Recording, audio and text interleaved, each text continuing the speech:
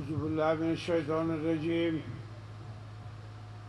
बिस्मिल्लाहिर्रहमानिर्रहीम।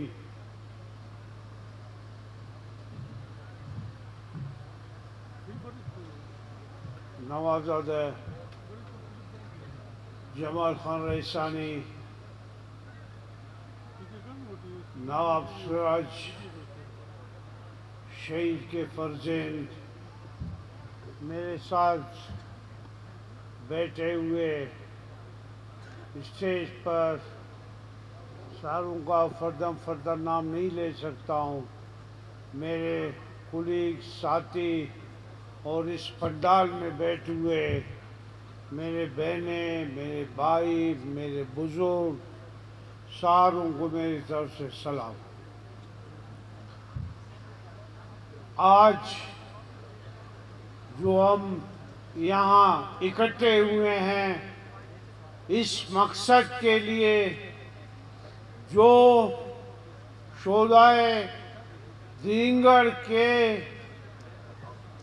शहीद हैं उनको खिजाज तहसीन पेश करने के लिए और उसके साथ जितने भी और शोदा हैं उन सारों को खिराज तहसीन पेश करने के लिए हम इकट्ठे जमा हुए हैं। आप जानते हैं कि इससे पहले आप लोग खूबी जानते हैं बखूबी कि नवाब रئیسانی के फर्जेंद वो खुद भी एक शहीद थे, उसके चाचा वो एक शहीद के चाचा थे, एक शहीद के बाप थे। उसके ख़ानदान में सारे शोधों का रोल रहा है।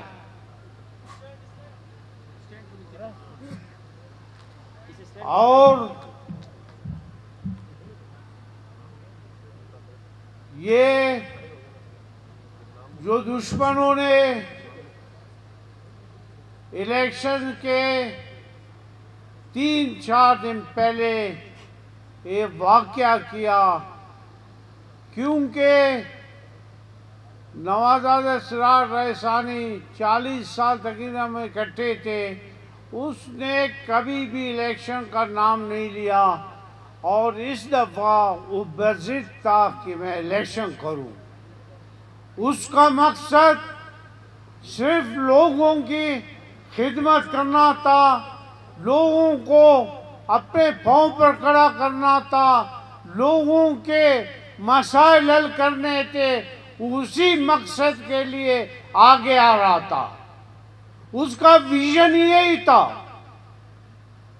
कि लोगों के जो देहातों में पानी नहीं थे, मुझे वो कहता था कि मैं इनको वाटर सप्लाई दूंगा, जो जहाँ रोडें नहीं हैं वहाँ रोडें दूंगा, जहाँ अस्पताल नहीं है वहाँ अस्पताल दूंगा, जहाँ स्कूल नहीं है वहाँ स्कूल दूंगा। उसका मकसद लोगों की खिदमत करना था, इसीलिए वो आगे आना चाहते थे। इसके अलावा उसका कोई खिदमत नहीं था, मकसद नहीं था।